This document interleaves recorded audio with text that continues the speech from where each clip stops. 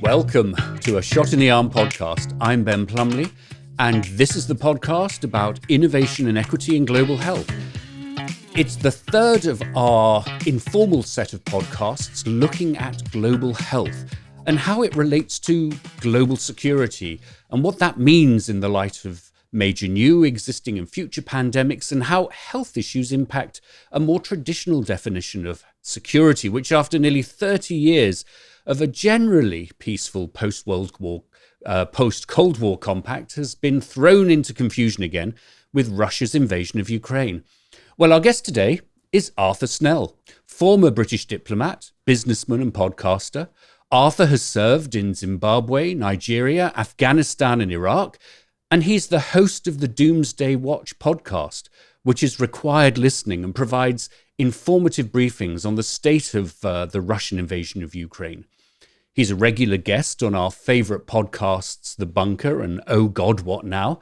And he's just published his first book, How Britain Broke the World, War, Greed and Blunders from Kosovo to Afghanistan, 1997 to 2022, which currently sits at the top of the UK charts on Amazon.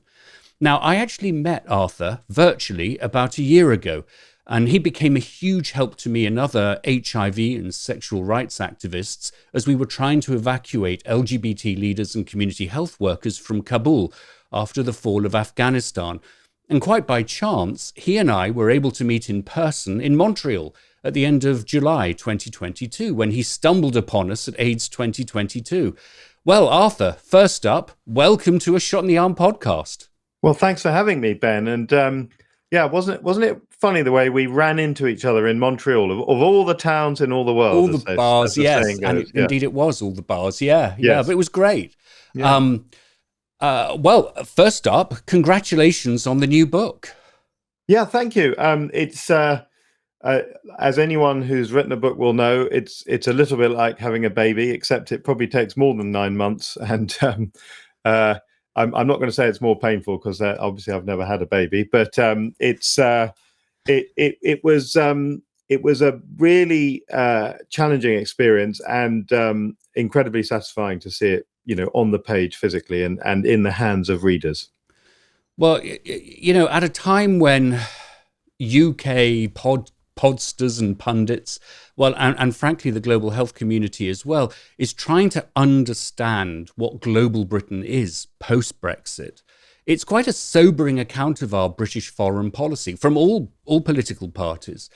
And Britain has had quite a damaging effect on global security. Have I got that sort of basic premise right? That's certainly my view. And as you kindly introduced me there, my background is as a British diplomat. I served from 98 to 2014, and still, maintain close connections with that community. So the period that I write about starts under a Labour government, of course, Tony Blair, later Gordon Brown, and then we transitioned to the Conservative government we have now. And as you observe, so it's not just about one party or one political ideology. And I think in that period, Britain has often accidentally, not necessarily through cynical or zero-sum behavior, but has often accidentally contributed to global insecurity. And we've seen that most obviously in the Middle East and Iraq. But it is seen in other arena, in some ways, in more subtle ways, perhaps, parts of Southeastern Europe, in the Balkans, North Africa, but also actually in some of our economic activities, the way that we have made ourselves a sort of global hub for money laundering and those sorts of things, and the way we have dealt with certain sort of global issues. So I think that my book is an attempt to have a serious grown-up conversation about our impact in the world, and I hope that's what it will stimulate. You touched on a couple of issues that are almost sacred cows in British culture. Our obsession with James Bond and 007. Yes. And I heard you say that you consider that British intelligence during this period was sort of fairly shoddy, fairly tabloidy, almost the son of the global intelligence community. And I wonder, is this because the quality of the intelligence gathering was poor, or was it the behavior of our political masters and mistresses? Yeah, that's a really good question, because I think it's possible to sort of hide behind the idea that what happened in that period was that the political masters, Tony Blair in particular, and his immediate allies were fixated on this idea of the invasion of Iraq, and therefore the intelligence services, in a way that they should not have done, but they kind of responded to that pressure, and they perhaps cut corners and slightly delivered the answer that he wanted to hear. But I think if you read very carefully the very meticulous researched account of particularly the Chilcot inquiry, but there are other inquiries into this period. There's a Butler inquiry, the Hutton inquiry. I mean, there's so many inquiries that you lose track. But the Chilcot is the sort of the main one. I think what you see is you can't blame it all on Blair and Alistair Campbell and those sort of names that we're all familiar with, as much as it might be tempting to do so. It is pretty clear that the intelligence service, SIS, otherwise known as MI6, supposedly James Bond's employer, was serving up unvalidated and basically shoddily produced intelligence. And I think it was doing that partly because it felt under enormous pressure to produce these results. But of course, there must be an aspect to this that an organization has its own standards and values. It has its own ways of doing things. And I'm not in a position to delve into the sort of internal workings of this particular organization, particularly as we're now talking nearly 20 years ago. But it seems reasonably clear that there were problems in the production as much as there was problems in the sort of political requirement. I mean, the reason it stood out to me is that comment stood out to me is because I sort of think of, again, our obsession with James Bond or George Smiley as part of this sense of British exceptionalism that is part of a sort of cultural, emotional cause of Brexit. And I wonder, Britain's relationship, its role in the world has changed so much since the Second World War. And I just wonder whether you think that, how shall I put this? Are we going to truly become global Britain, or are we en route to being a little England? I remember, I listened to a podcast you were on this morning where you referred to Britain having a midlife crisis. He's the old chap in the bar that we're all sort of slightly concerned about. Yes, and it does feel a bit like that. And of course, this is the day for listeners who are not in the UK, or the day we record this is the day that we've acquired yet another prime minister as the Conservative Party continues its sort of never-ending psychodrama. So Liz Truss, won the leadership contest there. But to go back to your question, little England or global Britain, I feel, Ben, that the people who talk most about global Britain are the ones who actually want little England, and the people who are global in their outlook, people like you, Ben, people like me, are in a way the ones who are we're furthest sort of from power and influence at the moment, and so it's this strange idea that, I mean, the people who talk about global Britain are quite often, I think, people who would reject globalism as a concept.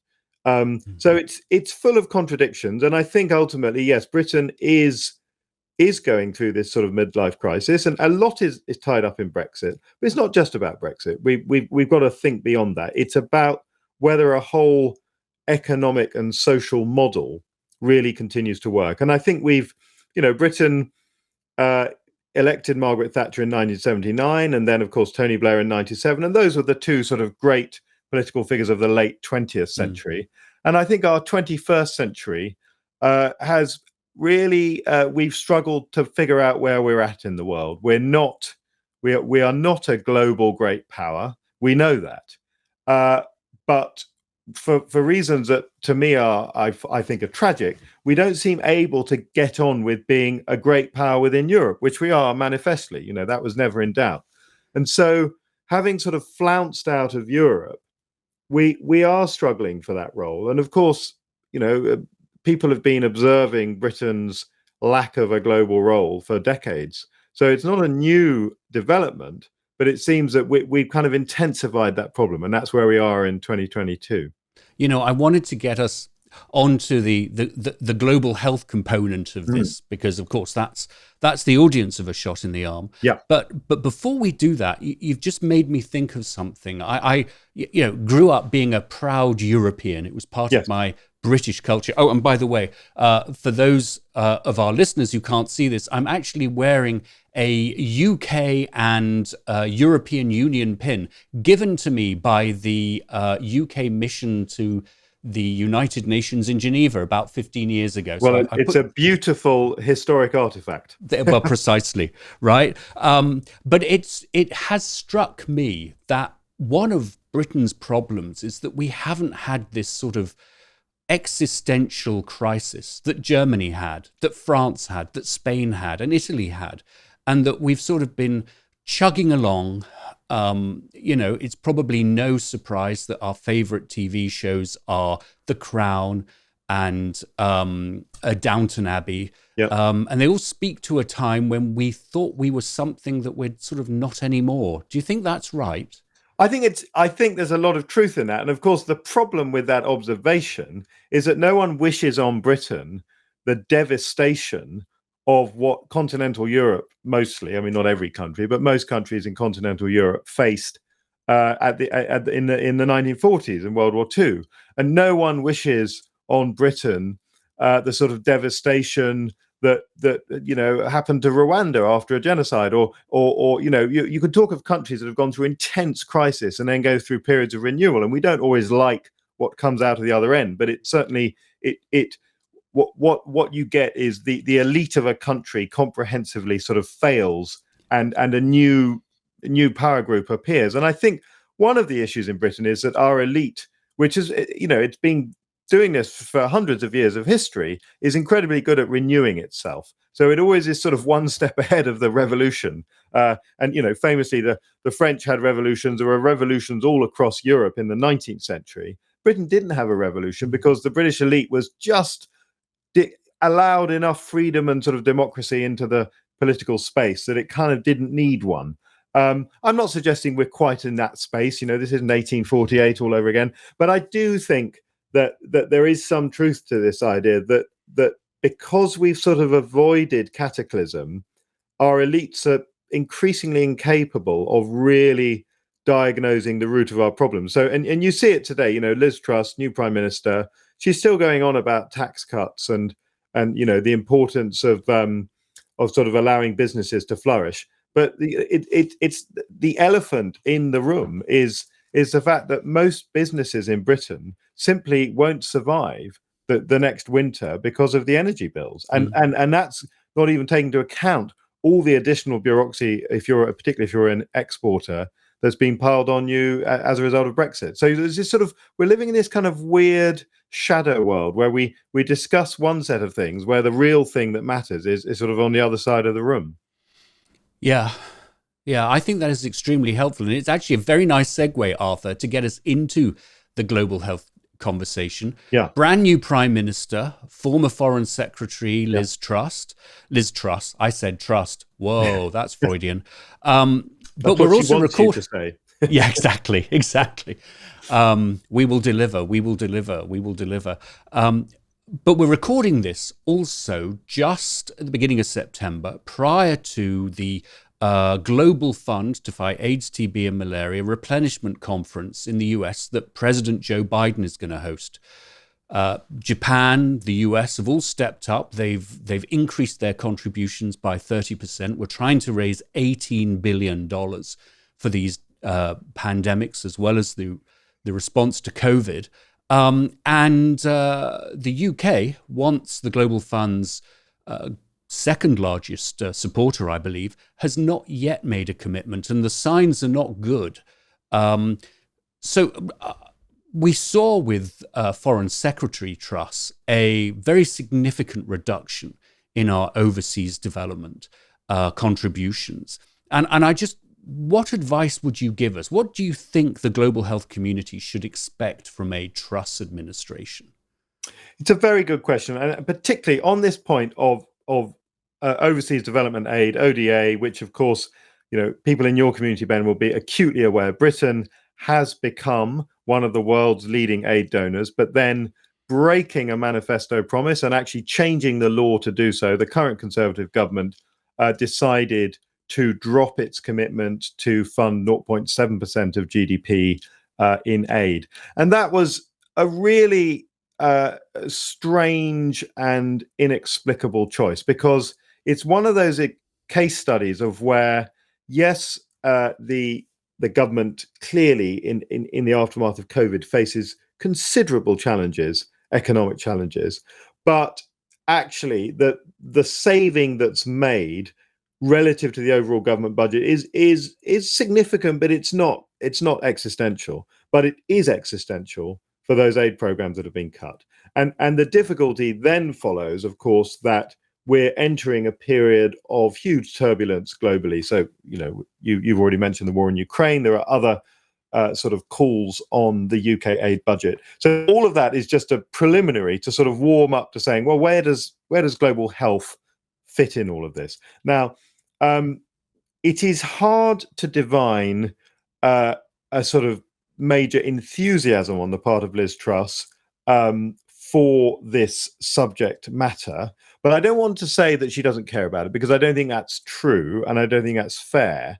But all I'm saying is that it's not obvious that it's sort of high on her agenda. So to try to answer your question very directly and help as helpfully as I can, and this is more of a sort of as a former insider rather than as a sort of podcaster commentator, I think the current Conservative government is very fixated on this idea of sort of mercantilist Britain as a trading nation, Britain for business, global Britain.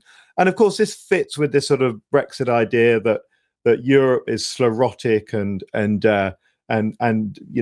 unproductive, and we can do our own thing better. Now, let's not linger on the facts of that argument, because actually, for example, our own productivity in our economy is worse than many of our European peers, depressingly, and doesn't seem to be improving. But just putting all that to one side, it seems to me that where Britain still has a genuine claim to a kind of global leadership status, I wouldn't say to be the leader, but to be in the sort of top rank, is actually in kind of life sciences, medical research, scientific research generally. And of course, we all know the story of the Oxford team that brought forward one of the COVID vaccines.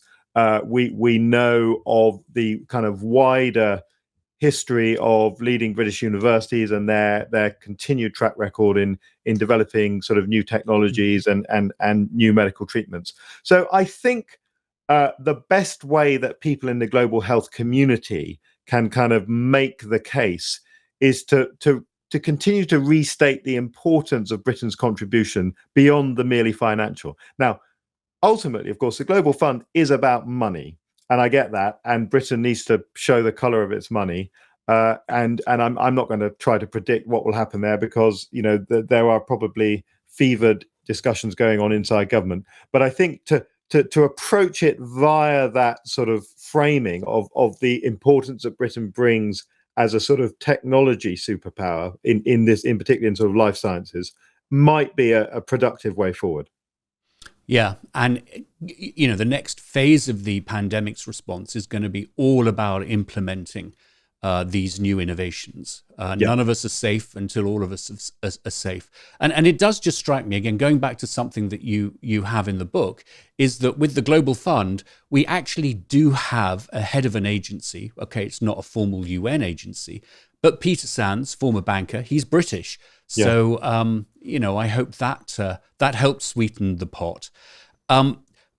The other question, the really big other huge question I've been dying to ask you, and this is something that every time I listen to Doomsday Watch, I just want to jump through the iPhone and ask you this: has Ukraine changed everything? Has it completely altered the way we think about the threats to security and threats to development? And do the rest of us, from climate to global health, need to realign ourselves and sort of essentially rejig our messaging and advocacy? I think it's changed everything for the moment, yes. And in a way, what is so extraordinary about this moment we're living through is that we are still in the COVID pandemic, albeit not in the acute phase. And the COVID pandemic changed everything. There is this slight sort of risk of saying that everything that happens now changes everything, and are we over exaggerating the significance? But I think we just have to acknowledge that two sort of globally historically significant events happened one after the other directly, and that's just the way the cards fell.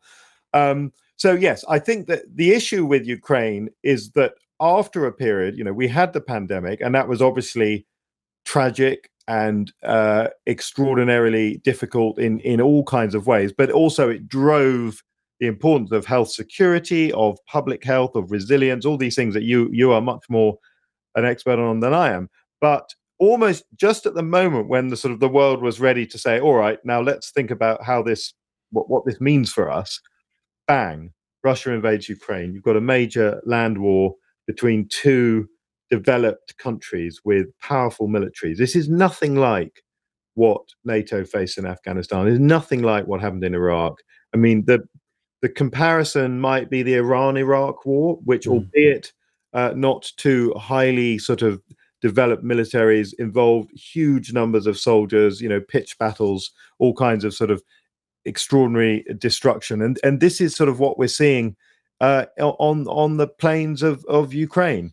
And what it just means, coming back to the question about the replenishment for the global fund, is that the bandwidth, even the US government, the world's most powerful, sophisticated administration, there just isn't as much bandwidth anymore for these really important questions. I mean, I think it's brilliant that President Biden is hosting the conference, because it does give it that seal of significance. But I'm just not sure how much bandwidth there is in Europe at the moment for this stuff. Yeah, and so two things strike me, Arthur, from what you've said, and I hope I'm not unduly joining the dots where they don't exist. But after COVID, President Putin sort of put himself in his own sort of entirely complete lockdown inside his dacha.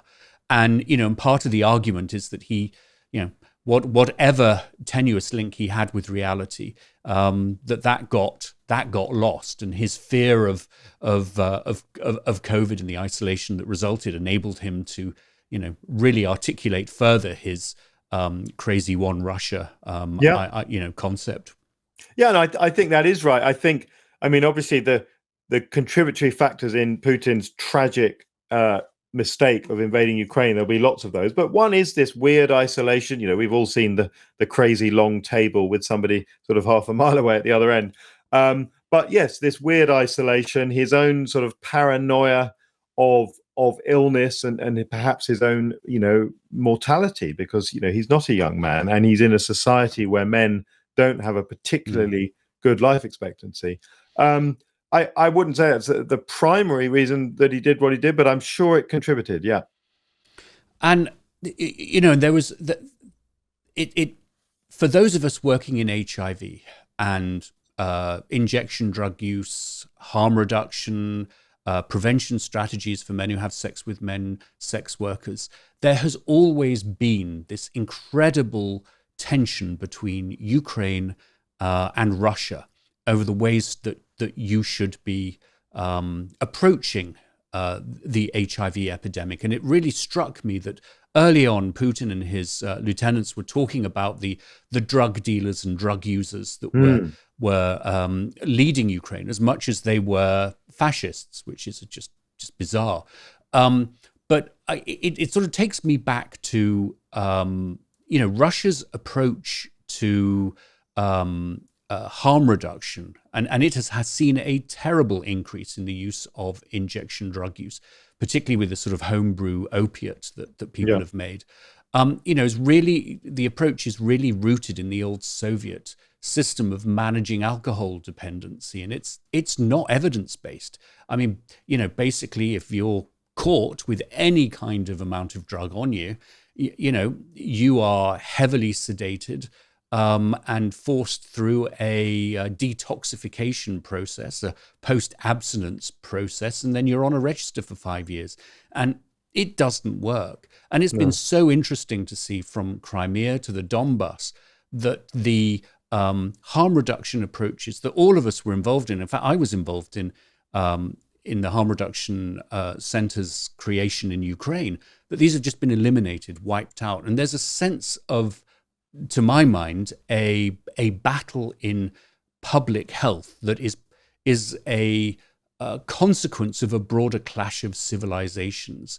And am I wrong to join those dots, or do you see that as well?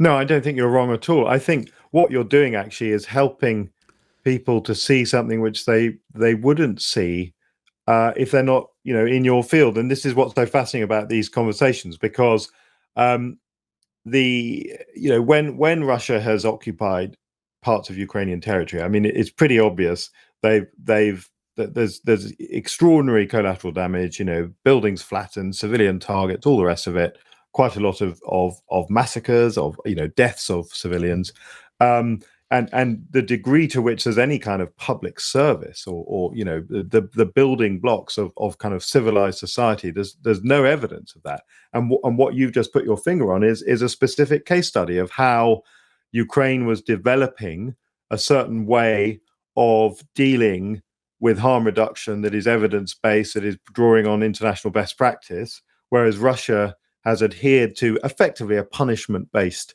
model, which, as you know, doesn't work, but it fits in a kind of political culture in Russia in which you have an autocratic state, and the state punishes you in different ways for things that you might do. It might punish you for what you think or what you read or what you say, or if you become dependent on certain substances. And it seems to me that it's, in that way, it's weirdly coherent what Russia does, but of course it's just incoherent in the kind of modern scientific concept. Yeah, and we forget that at our peril. I mean, and the other thing, of course, they've done, and maybe this isn't new, but is to use the destruction of healthcare as a tool of war. Yeah. And, the absolute flattening of hospitals, of clinics, has been, and targeting of healthcare workers has been really concerning. One of the podcasts that we have done over the last few months has been with the Alliance for Public Health in Ukraine, a community-led organization that provides HIV, originally provided HIV and harm reduction services. Its mobile clinics are now leading the country's primary care services. And I just wonder, have we understood the extent to which the targeting of healthcare is a tool of war in the context of Ukraine? It's not exclusive to that. I mean, we've seen it in, you mentioned Rwanda and Sudan and Yemen, but is there something particular about Russia's behavior in Ukraine, do you think? Well, I think there's something particular about the way Putin's Russia behaves at war. And in a way, what you can see is a certain pattern. So if we think back, where does it all begin with Putin? Well, in 1999, he's the prime minister of Russia. Russia is perhaps at its sort of lowest point in its kind of post-Soviet existence. President Yeltsin was effectively a drunkard. He was sort of incompetent. The Russian economy was in a mess. Russia had been forced into this kind of humiliating surrender deal after its Chechen war in the mid-90s. And so when Putin seized power as president of Russia, one of the first things he did was he flattened Grozny, which, the Chechen capital. And that included hospitals. And then if you sort of fast forward to what happened in Syria, so that, Bashar al-Assad, Syria's dictator, called on Russia to support him in his civil war against the Syrian people, effectively. And Russia, particularly its air forces, because it didn't really face much threat from the ground, flattened hospitals in cities like Aleppo and Homs. So we saw that Russia was willing to do this in places like Chechnya, in places like Syria. But I think there was perhaps a delusional view among some in the West that, well, he wouldn't do that to Ukraine. He wouldn't do it to Europe. There's this sort of weird idea that you can get away with it. It's a sort of Orientalism, actually. You can get away with it if it's Chechnya or if it's Syria, but you wouldn't get away with it in Mariupol. Well, he did. He did, and he has. Now, whether he will get away with it in the long run, of course, we don't yet know. But I think, yes, this is a feature of Putin's Russia and its way of carrying out warfare. It is indifferent to civilian suffering, and it seeks a war of attrition. And unfortunately, it's the tragic fate of the Ukrainian people to be the next group of people to suffer this. So if you were, and I know my viewers and listeners are really keen to ask you this question. If you look into your crystal ball, how do you see the war playing out? How long is this going to go on for? Are we going to be looking at, you mentioned the Iran-Iraq war, which lasted, over a decade? Are we looking at that kind of hard slog here? Yeah, I think so. I mean, I don't want to put a number on, and maybe 10 years is too long, but I think it is years. And I wish it were not. But the difficulty you have is that for the Ukrainians, they need to regain their own territory, but of course they can't devastate their own country. And this is sort of part of the challenge of fighting a war of liberation on your own territory. When there's the question of the civilians that are in harm's way, but also actually the country itself. It has to still exist, So that is on the one hand. On the other hand, Russia, whilst it is not doing well, its war has been a costly failure, but there are parts of Ukraine that it will be very hard to dislodge Russia from. Most notably Crimea, but also the Donbass region, the eastern provinces of Ukraine, where the supply lines back to Russia are fairly short. And then coupled with that, you've got the fact of the potential for war fatigue in NATO countries. So everybody is, all behind supporting Ukraine and giving them what they need. But I just don't know how it's going to look after a long, hard winter here in Europe, which I think is something that people are aware of. This isn't a sort of shock development, but I just wonder if we're really ready for it. Yeah, we've been too cushioned, and I'm sure that is what the Russian leaders are hoping, that we're too soft. Yeah. I think Putin is his fundamental calculation is that his people will suffer more than we will, and he may be proved right. Let's see. Yeah. So, Arthur, I started this set of conversations about global health and global security, and I'm being totally Machiavellian about this. I saw that the global health community needed to up its game because, we are, with the war in Ukraine, effects on food security, cost of living, energy, all of these things. We have to find ways of arguing the case for why the world needs to continue to invest in us. And I just wonder what sort of general advice you might have for us about how we make this case. As an example, in the past, the CDC used to define global health security as purely strengthening health facilities at country level to deal with whatever health crises came up. But it seems now much bigger than that. We're in an era of pandemics. COVID has taught us that. We're not in 1 in 100 years infectious disease pandemic. It's, we've already seen monkeypox coming through. So, this is a whole new era. But what are the touch points that you think we ought to be engaging with the security community? Yeah. Well, I think one of the things is actually to note the successes. So when the COVID sort of outbreak began, I went back to some British government a security strategy document, specifically a sort of threat assessment document, which predated COVID by, I think, about 5 years. And it was sort of a threat matrix of the things that Britain needed to be worried about. And actually right at the top was a flu pandemic. Now, obviously, COVID was not flu, but it's not that far.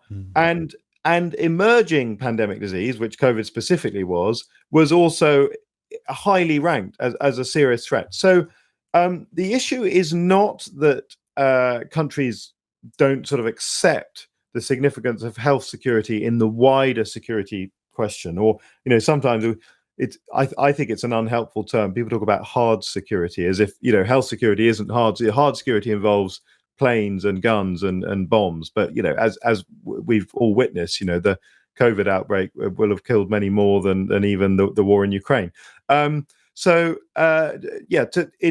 It's not that the hard so-called security community have not taken on board the significance of health security, but I think that the difficulty remains this idea of sort of priority, that governments, and I mentioned this thing earlier, sort of bandwidth questions. Governments aren't very good. That COVID was everything for a while, and it's now almost dropped off the agenda. Unless you're in China, of course, where millions are still locked down in a zero COVID environment. And that in itself is quite interesting, of how one country continues to pursue a very specific and very stringent policy, whereas the rest of the world has largely sort of forgotten about it.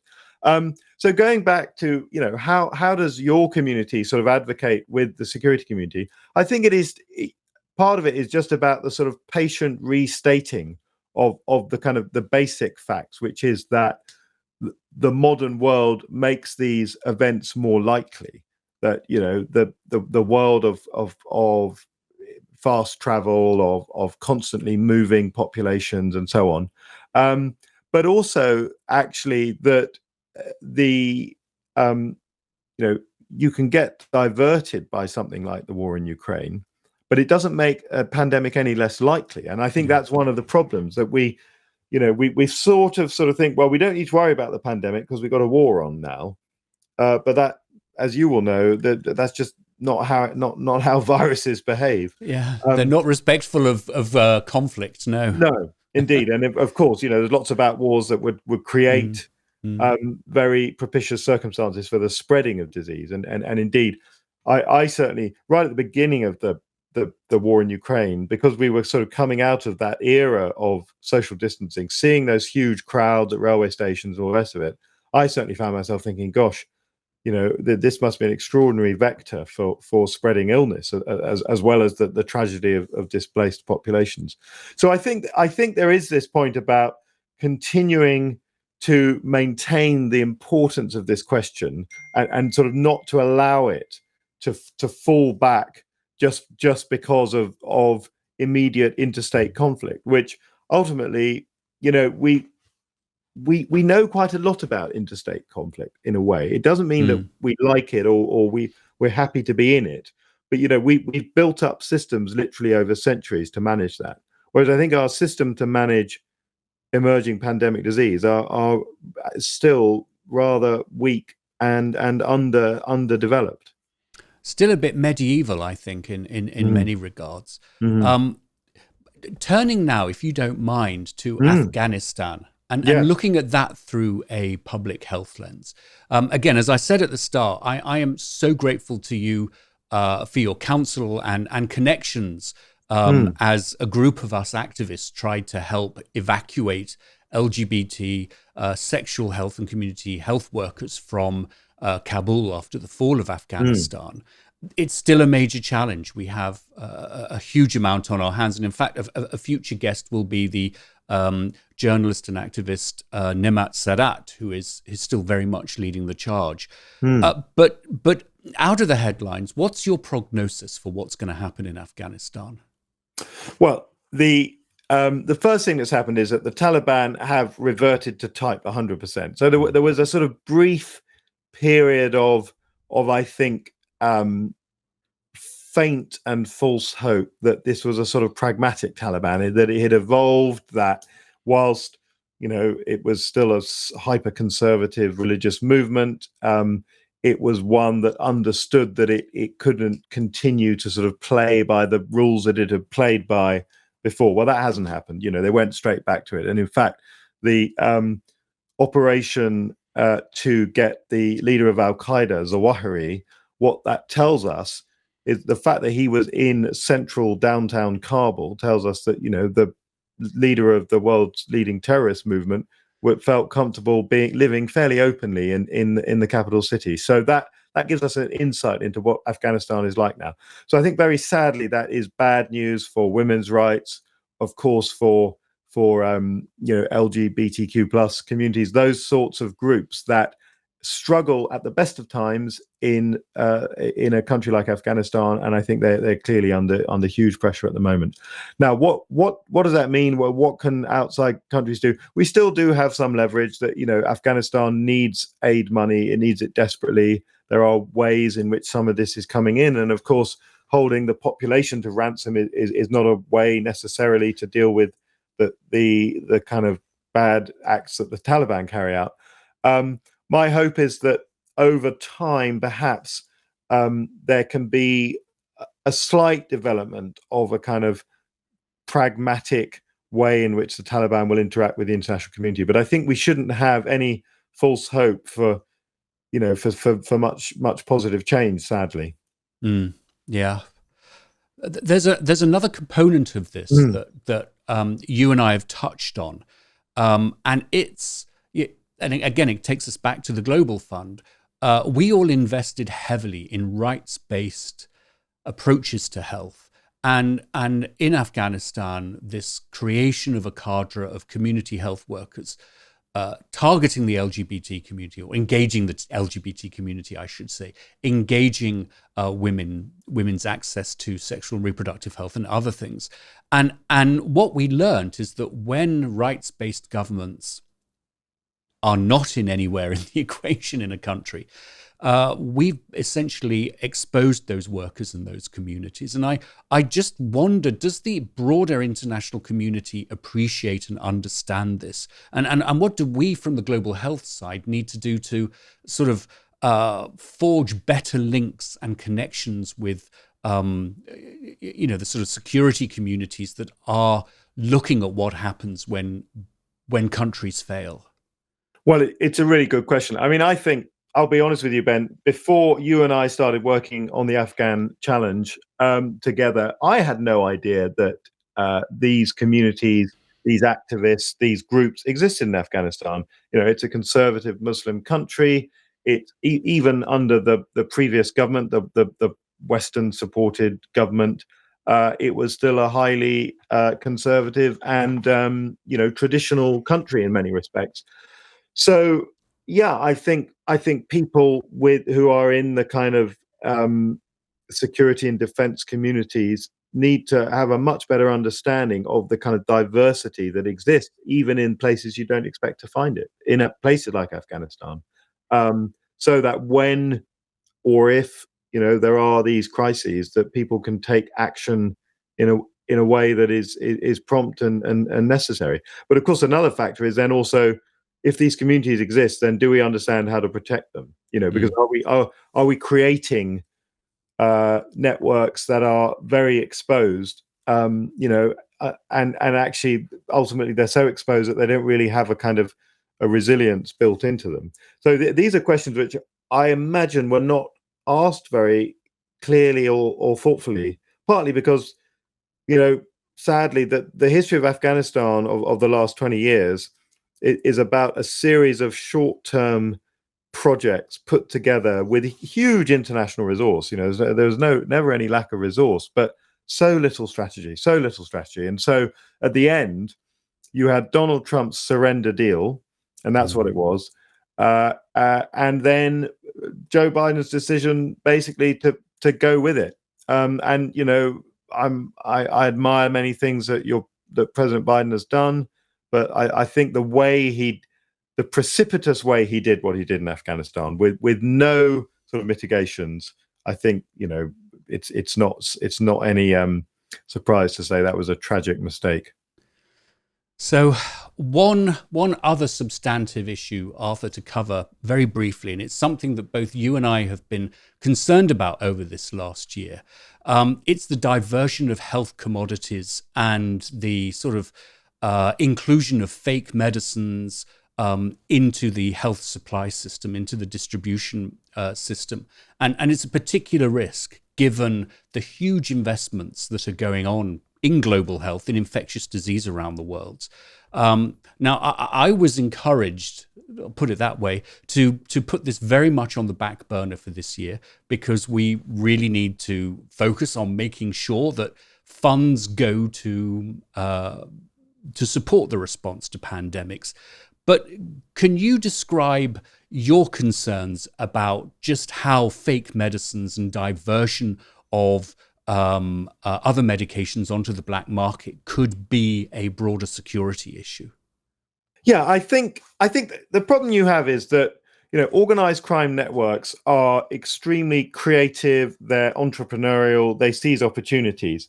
And if we are in a sort of phase of human development in which, medical technology is one of the kind of literally the most sort of valuable elements of human development, particularly if you're in a global society that's afflicted by pandemics, that becomes obvious. Then clearly that the value of medicines, is sort of increases exponentially, and therefore the value of fake ones increases exponentially. So I think, from our discussions, Ben, and from other work that I've done, I think it's clear that not enough is done to try to get on top of this issue. And actually, coming back to something we were talking about earlier, this may be another way that by demonstrating a seriousness of approach on this, the global health community can perhaps help win over perhaps some of the slightly more skeptical players in the room, and that might include British government. In fact, I mean, like I say, we don't really know where Liz Truss will sit on this, but there's clearly a skepticism around the idea of aid, and there's this sort of nasty use of the word handout, which I don't agree with. But if that's their framing, then one of the ways to sort of reassure is say, well, one of the things we want to do is be better at tracking and managing and preventing diversion, so that whatever is put into the global fund or to analogous, for funding projects and programs can be more securely, marshaled. So, Arthur, I know we're coming up to the top of the hour. I'm calling in to you in sunny, is it sunny? Rainy Gloucestershire. Well, it's rainy tonight, actually, which is no bad thing after the August that we've all had. We need the rain. Well, we are in the midst of a major heat wave here in California. It's going to be up to 45 degrees today, apparently. Oh, my goodness. It's Wow. super hot. But I wanted to wrap up with something that I learned about you just very recently. Oh, yes. We're both British. We're both from, I guess, similar tribes. Yeah. But it turns out that you and I, in our early education, had a very similar life-changing role. Yes. I was a chorister at Canterbury Cathedral. Their mother, I've said it, you should be proud. You were a chorister where? At Tewkesbury Abbey, which is not nearly as prestigious as Canterbury Cathedral, I should add, but it's an amazing Norman church in Gloucestershire. It's a vast building, bigger than many cathedrals, and yes, a life-changing experience. So I think I was 8 years old when this began. You were probably a similar age. Far from home, boarding school. And for those not familiar with this world, this isn't like the Sunday choir. We were singing 10 more services every week. So every day we would perform about an hour of music, often to a nearly empty building, because we were in the service of the Almighty and the sort of English choral tradition. And it's strange because certainly for me, and I don't know how it was for you, Ben, as a child, you sort of do what you're told, basically, don't you? So, you're in the choir practice at 7 in the morning, and then there's another one in the evening, and then you sing evensong. And that's just, you've spent 3 hours of your day taking part in extremely high quality, professional standard musical performance. And you're doing it every day for years. And I never really thought of it. Obviously I knew it was unusual because not everyone went to that type of school, but it never occurred to me that this was a really sort of intense experience that probably, shapes you for all your life, whatever you end up doing. Oh, right. Totally. I mean, Magnificat and the Nunc Dimittis and the psalms that we would sing. But you get the final say on this because you became head chorister. My voice broke a year early, so I was basically following around the train of archbishops in a cassock. Yes, well, yeah. I mean, it's odd because certainly since my voice is broken, I enjoy singing. I've sung in choirs, but I definitely don't have the kind of voice that you want to hear on its own. It's the best with a lot of other people in the room.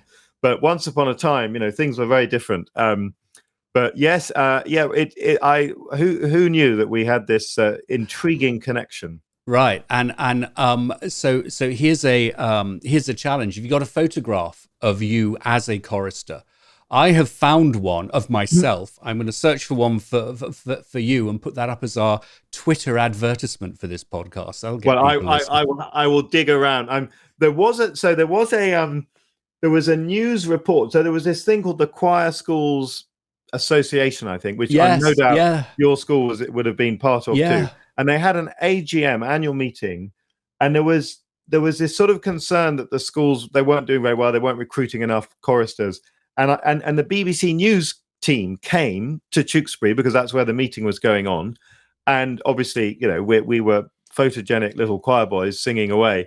And so I remember I think it was the 9 o'clock news introduced by Michael Burke. This was top billing, and I was singing the solo, which was sort of on the headline thing. So somewhere in the BBC archive, that thing must be there. Oh, your dulcet tones are there. I'm afraid my singing is confined to the shower, which is, I think, these really days, that's probably where it needs to be, certainly for me. So, Arthur, very last question. And it's not one I can ask very many of my guests because they really don't get it, particularly people of a certain age in the United States. But if I were to ask you, what is your favorite Pet Shop Boys song? How would you answer? It's such a good question because there's so many to choose from. And because I knew you would be asking me this, and I sort of thought back because obviously there are the sort of the cheesy ones, and then there are the kind of silly ones, and the one. But I think, what have I done to deserve this? Because it's sort of. It's a real earworm one, isn't it? So once it's in your head, it's going to stay, and it's quite annoying and sort of silly. And it was during their pointy hat. Yeah. And it's sort of very sort of dark, kind of 1980s, sort of low light, sort of electronic everything. So yeah, I think that's the one. Yeah. Well, super. Thank you. Well, Arthur, thank you so much for giving us this extraordinary Cook's tour of the interactions between the global security and global health world. Really, really appreciate it. You are a shot in the arm. Thank you, Ben. It's been a pleasure. That's it for this episode. Thanks to Arthur. If you haven't already, please subscribe to his podcast, Doomsday Watch with Arthur Snell, as well as the wonderfully eccentric and informative Bunker and Oh God, What Now podcasts from Podmasters. And don't forget to buy his book, How Britain Broke the World. Thanks also to our director and producer, Eric Espera of Newsdoc Media. Thanks also to Icana Health Action Lab and the Global Health Reporting Center, as well as the Health Podcast Network. And finally, a big thanks to you. Have a great week and a safe week, everybody.